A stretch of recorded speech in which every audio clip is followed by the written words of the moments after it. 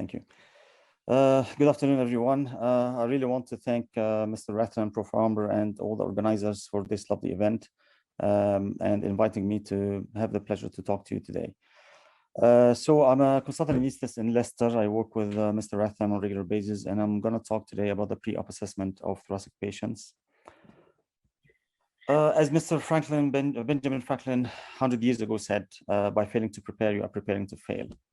And this is particularly right in thoracic surgery because there's a lots of factors going into the decision-making of the patient, and preparing for the patient and getting ready for the possibilities and all the possibilities is very, very important to get the possible or the needed outcome.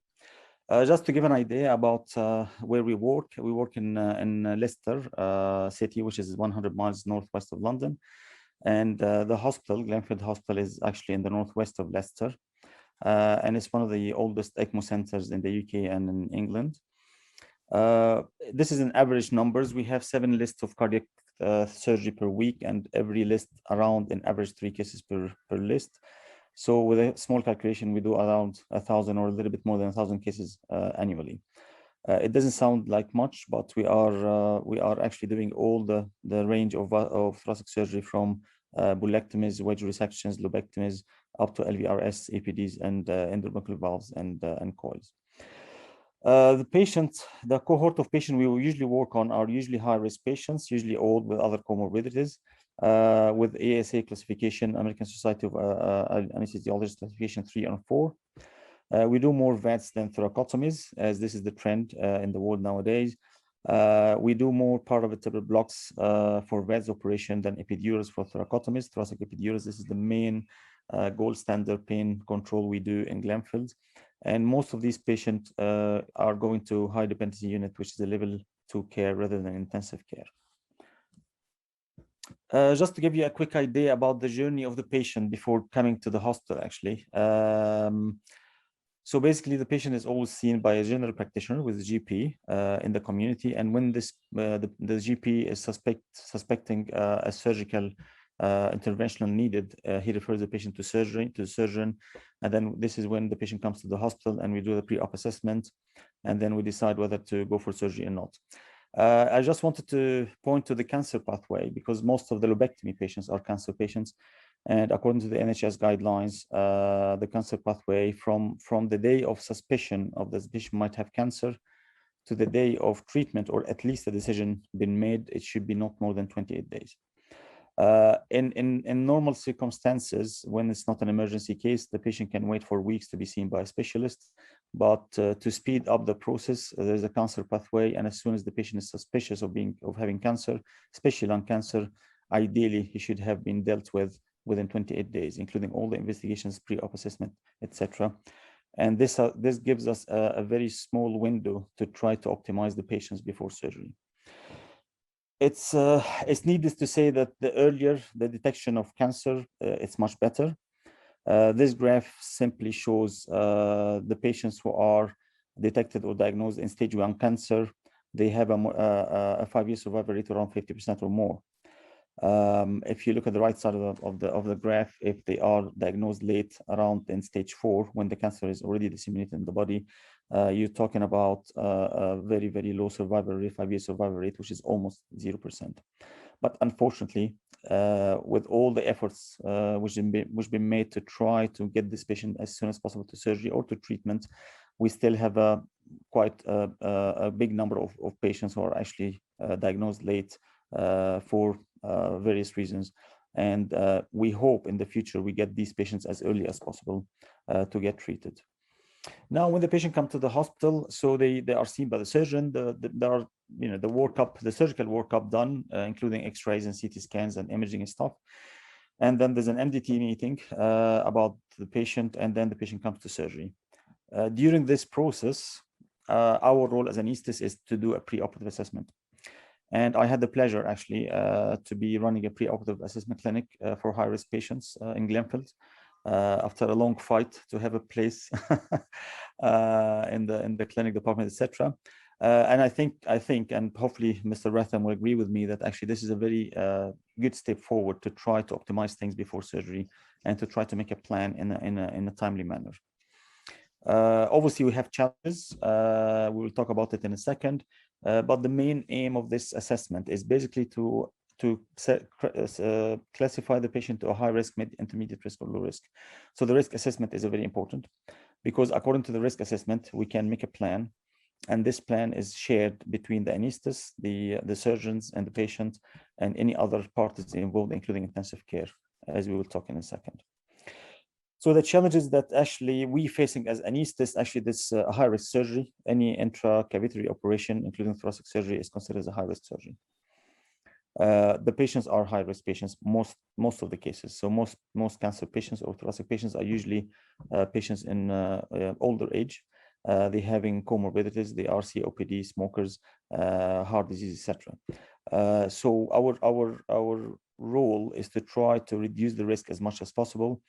And if we cannot reduce the risk, we try to make up with or come up with a plan to try to make this procedure as safe as possible. I'm gonna give a few hints about things that will help me to explain the risk assessment. So basically, one of the main things that we do in the pre-op assessment is actually to predict the post-operative pulmonary functions after the operation. And it's a very simple equation, as you can see on the screen. We know there's 19 segments in the lung. We just take out of the equation before starting calculation the amount of segments or number of segments which are actually not functioning due to the disease process. So let's say, for example, we've got 19 segments, 4 of them are not functioning. So we've got 15 functioning segments. If we take out the 4 non-functioning segments, we should predict that the pulmonary function tests remain the same. If we take more, let's say another 5 out of 15, so we take 1/3 of functioning lung segments out. So we presume that the function of the lung will go down by around 30%, which is 1/3. It might not be as accurate because the segments are obviously ventilated and perfused in different ways, and some segments are bigger than the others, but it gives us a very good idea about what to expect. The lung functions will be reduced after the operation. So the aim of the whole process is actually to risk assess, to make a discussion. Discussion is very important. The first discussion is with the patient. The patient should understand exactly what are the risks involved, what to expect after surgery, and what are the possibilities, the different possibilities if things go wrong, and to make him more or less realistic, or her realistic about the outcome of the operation, especially if it's a high-risk operation. Make a perioperative plan from the anesthetic and surgical point of view. And a very, very important, cannot stress how important is discussion between the surgeons, between the intensivists, between ourselves as anesthetists to come up with a plan. And a few occasions we had to, after assessing the risk of the patient, we had to change the plan, the surgical plan, from, for example, a lobectomy or a pneumonectomy or a bilobectomy to a much less invasive surgery like a segmentectomy or even a wedge resection, because we thought that actually after the assessment of the patient, a big operation is deemed to be very high risk. So how do we do this? And briefly, there are too many different factors involved. So we try to simplify things as much as possible. Any patient we see in the clinic, we take history, we look at the investigation, we ask for more investigation. There are some special tests we do and we look at with special importance in thoracic surgery. And then we use the specific risk assessment tools to come up with a risk to be able to get a plan. History, like any other patient, smoking history, other comorbidities, any severity of the symptoms, how long the symptoms are, etc. If we don't take any history at all, or if the most important part of the history, if I can say, is the functional capacity, which basically simply asks the patient how much effort this patient can do per day. If a patient comes to you and said, well, I cannot leave the house, I use wheelchair, and I can barely move inside the house, this is obviously a very high-risk patient without looking at anything else. If a patient tells you that I can walk every day, I walk my dog for an hour, for example, or I go to play golf, or I go to the gym every other day, and he or she can do quite a big effort, this is a very, very good predictive factor that this patient might actually tolerate a higher risk operation. Too many different ways in scientific terms. One of the ways is the functional assessment, the WHO classification. We can use many different classifications. ESA classification is a very good tool about the patient outcome. and performance score, too many classifications, but if we stick to one of them, it will give us an idea. The lower the patient able to do an effort, the higher the risk. Investigations, the sets of investigation we look at in patients is huge. We look at the blood tests, we look at the images, we look at the CT scans, X-rays, etc. Pulmonary function test is of high importance, obviously. We'll talk about it in a little bit more details in a second. Special tests, including the 6-minute walk test and cardiopulmonary exercise testing, can have a value as well in some patients. Because of the time restriction, I can't talk about everything, but the pulmonary function test in particular, on the right-hand side of the screen, you should be able to see an example of the pulmonary function tests. You can see too many different parameters, too many different things to look at. If we want to focus on 2 or 3 parameters, different parameters, we look at the FEV1, FVC, and ratio, which give us an idea about the breathing capacity of the patient. And we look at the diffusion capacity. So the spirometry and diffusion capacity. Diffusion capacity is the TLCO, which is the carbon monoxide diffusion capacity, and KCO, which is the constant diffusion capacity. We look at these categories or these numbers before surgery, and we calculate how much the surgery will affect these numbers. So will be reduction of the, let's say, the TLCO from 60% to, let's say, 40%. Is 40% acceptable or not? And this is the whole point. In the near past, there were set figures. If we have a predictive post-operative value below a certain figure, we don't offer surgery for the patient. This is not valid anymore. And when this was looked at in more details, actually it was found that actually these numbers are not a very good predictive on their own, and we have to put them in context as we will see in a second. I cannot stress more on how important is the patient discussion and consent. The patients should understand exactly what are the risks involved and what is the plan, because we can't offer everything to every patient. So we can't say to the patient, you're a high risk, we're doing a high risk operation. However, we can get you to intensive care later on, and we do whatever we can.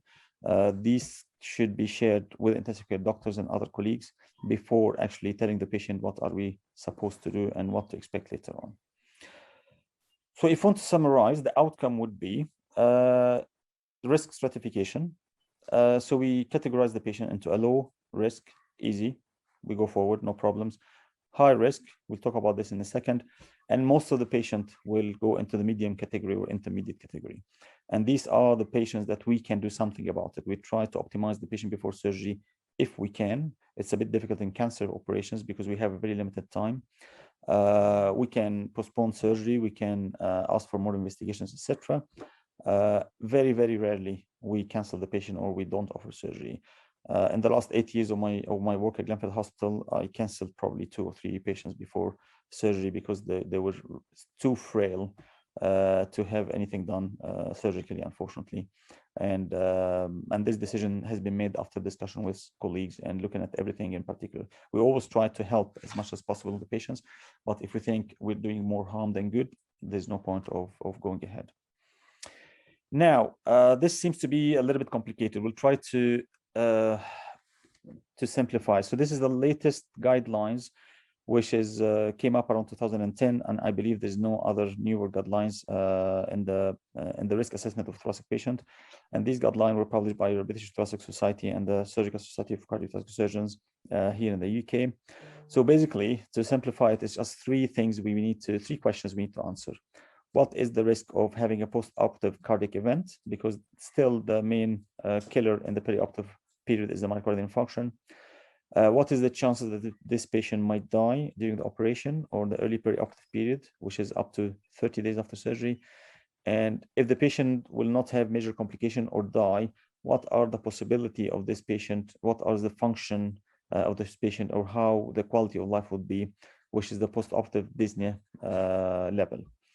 So if you talk about everyone in particular, there are too many different ways of stratifying the risks, and too many different factors and indexes and indices, etc. So these are the most relevant, I would say. So revised cardiac risk index and the thoracic revised cardiac risk index. I just put both together to tell you the difference between a thoracic surgery in terms of risk and other surgeries. So if we score on the revised cardiac risk index more than 3, the risk of major complication, including death, is around 11%. In thoracic surgery, pretty much the same factors or the same variants. If you score more than 2.5, the risk of death is around 23%, which means 1/4 of the patient would probably die. And this gives you an idea of how thoracic surgery might be much more riskier than other operations and other specialities.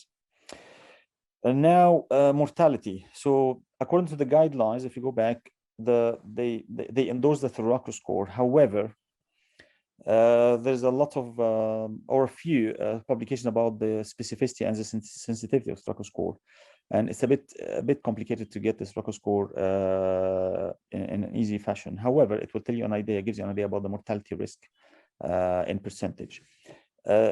The one that I personally use in my practice, and many colleagues of mine use as well, is the SORT assessment, or the SORT risk tool. So it's a surgical outcome risk tool. It gives you a percentage of death within 30 days. It's very easy to do. It literally takes a minute. Anybody can do it in the ward. You just go on your laptop or even your phone. You can download an app for free. And this risk assessment tool is actually endorsed by the National Confidential Inquiry into Patient Outcome and Death, which is a very respectable organization here in the UK to look at the mortalities and death of the patients perioperatively. As you can see on the right side of the screen, you just put some variants, the age of the patient, the severity of the surgery, what kind of procedure, etc. And at the bottom, you just submit, and it gives you an idea. If you can look at the bottom, according to some data I've put in, the SORT mortality risk prediction is 7.16%, which means 7.16% mortality, chance of mortality within 30 days of the operation. So it gives you a very good idea, and it's a little bit more sensitive and specific than Thoraco score. Thoraco score is still a good tool. It's still used by too many people. I'm not saying it's a bad one, but I'm saying that you can use more than one tool to stratify the risk, and you can use the one that you think more appropriate. Now, let's say the patient risk is not too high, the mortality risk is not too high. The main question we get asked by the patients before surgery: what am I going to be able to do after surgery? If the patient plays golf, will I be able to play golf afterwards? If the patient goes for a walk every day, can I be able to do this? Will I be able to do this or not? And this is the tricky question, and it's a very tricky one. However, according to the lung functions, we look at the spirometry and the transfer factor, and we look at the PPO, the post-operative risk assessment, the post-operative predictive value. We calculated, and in the past, before this, these guidelines, if the patient scores more than 40%, we can offer the surgery. If it scores less than 40%, especially in North America, they wouldn't offer the surgery for the patient. However, later on, they found that actually this might not be the clear picture. And to be honest, if we do apply these numbers to lung volume reduction surgery patients, we probably wouldn't operate on anyone. And I think you'll have a more detailed discussion about the lung volume reduction surgery later on today. So if they score less than 40%, we look more into the functional capacity. On the left-hand side of the screen, you can see a simple question to ask the patient: can you go upstairs or not? One of the consultant surgeons, cardiac surgeon I used to work with, he's retired now. He's a very eminent name in cardiac surgery. He was telling me once that actually if he has got a high-risk patient, he simply goes to the stairs in the hospital and asks the patient to go upstairs and go downstairs again. And he waits for the patient. And if the patient can do this without any major complication or any major shortness of breath, he goes ahead. If not, he rediscusses the risk to the patient. A shuttle walk test simply asks the patient to walk for a certain period of time and look at how much oxygen saturation the blood goes down, if it ever does. If it goes down more than 10%, there's a major problem, and probably the risk of the patient is too high. So we stratify the risk of the patient. Now, let's say the patient is a high risk. Now what? Do we offer the patient surgery, or we don't offer the patient surgery? And what to do? And this when discussion comes into place, because there's no right or wrong answer to this. And some patients can accept a lower quality life, but having the surgery done, or some patients don't accept this. And we have to be very clear about it. So we discuss with the surgeon. Obviously, if we can optimize the patient before surgery by doing any more investigations or more physiotherapy or whatever, we can do this, but this is not very applicable to cancer patients. We involve the ITU team members and we see how much support they can offer, if they can offer any support. Sometimes the ITU says this patient is very high risk. There's nothing much we can do for this patient, so he's not for intensive care. And if this is the case, this has to be shared with the patients very clearly. And we share with the surgeon as well what other options can be offered for the patient. Let's say if we can do another surgery, lower risk surgery, a segmentectomy instead of lobectomy, etc. We do this. Now, as an anesthetist, I know most of you are surgeons, but I'll give you a clear idea about the plan. So before surgery, after the assessment, we try to optimize physiotherapy, rehabilitation, postpone surgery maybe, intraoperative management, the lung isolation strategy, as Mr. Rathan said in his anatomy, whether you use a W-mean tube or a bronchial blocker or other strategies. As I said, we can discuss with the surgeon whether to do a wedge instead of lobectomy, for example, etc. Post-operative management is very, very important to have a clear plan what to do with this patient after surgery, because this is where the patient will need support.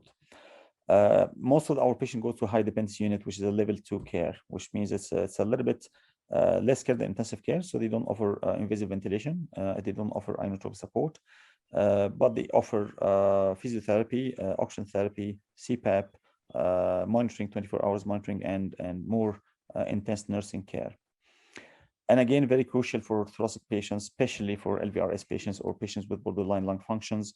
We need to make sure that the pain is under control, and as much as we can make the patients as pain-free as possible, because this will enable the patient to cough, to breathe, to comply with the physiotherapy and rehab, and to be able to get on his feet as early as possible and avoid all the complications of chest infections.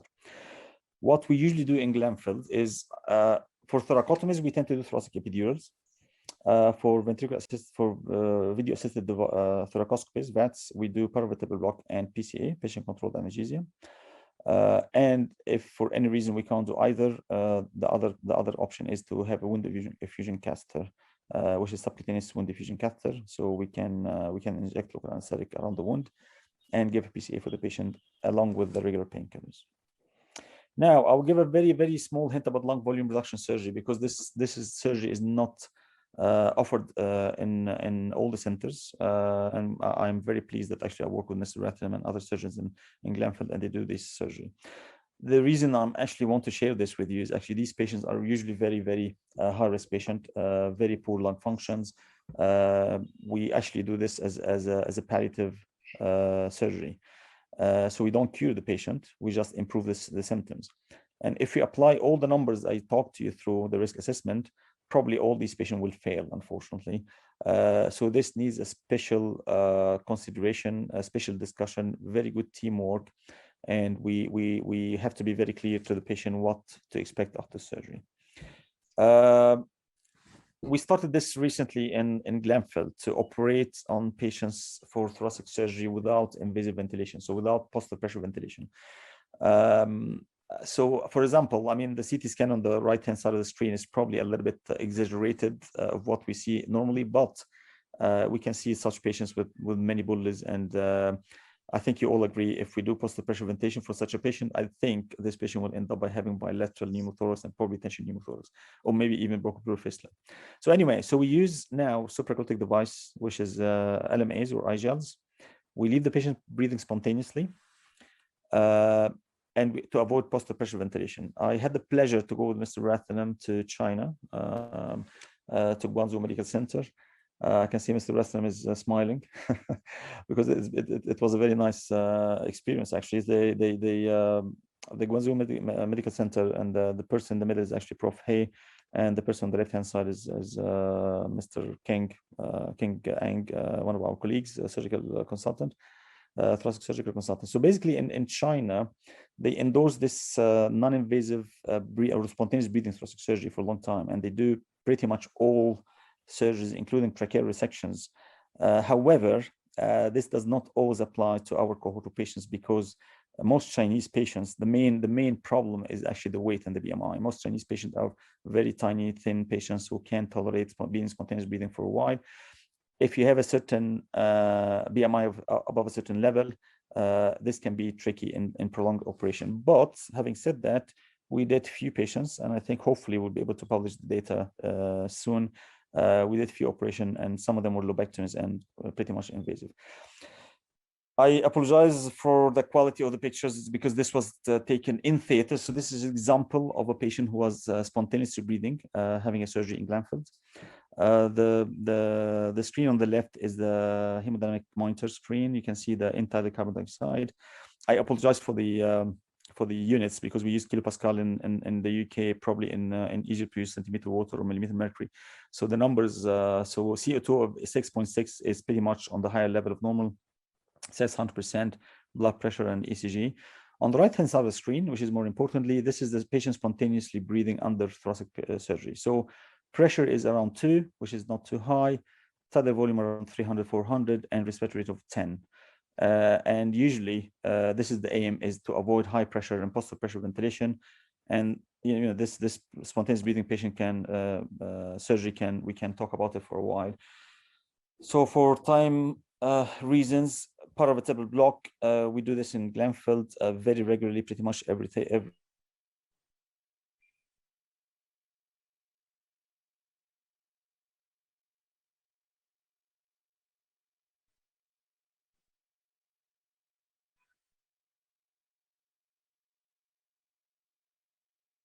if it's successful, the patient is very, very well controlled, have a very well controlled pain post-operatively. Thoracic epidural, if the patient is having thoracotomy, probably is better to go for thoracic epidural. This is our policy and our trust, and we leave the catheter for up to 3 days later on. And again, this is a very useful way to control the pain. Obviously, thoracotomy versus VATS, I'll leave my surgical colleagues to talk about in full details, but you can see that the VATS is much less invasive, and we can, part of a table block and PC is usually more than enough for the pain control. Thoracotomy, especially if accompanied by a rib fracture, is probably epidural probably is more suitable. I'll give you a hint about the so if you go for an invasive ventilation, the two main gold standard for lung isolation is WM tube, as the one on the top, or the bronchial blocker on one on the bottom. WM tube is a gold standard. It's better control of ventilation and better lung isolation. However, I personally, in my own practice, I use the bronchial blocker mainly if the patient is difficult intubation, because WM tubes are bulkier, are a little bit more tricky to insert. We can always use a fiber optic with a fiber optic bronchoscope help. However, in case of emergency or if it's really difficult intubation, single lumen tube, a bronchial blocker will be more than enough, as long as your surgeon is as good as mine. Right now, after surgery, I mean, we have to reflect on what we do. So morbidity and mortality is very, very important to look at what we did right, what we did wrong, whether the patient had the quality of service we wanted to give or not. And this is very important. We don't always have the luxury of the time because we are a tertiary referral system. Hospital, so we get sometimes a lot of patients from other hospitals nearby, and sometimes this is how our ENT can be as busy as this. The ambulance don't find a place to park, so that's why it can be a time restraint. At the end of the day, the aim of the pre-op assessment is to deliver the safest service possible for our patients. The patient has to be the center of our concerns, our focus. We have to include the patient decision making. We have to be as open as possible with our plans. I'll stop there. I hope we have enough time for questions. Thank you very much for listening. And I hope you come up with something useful after my talk about the pre-op assessment. Thanks.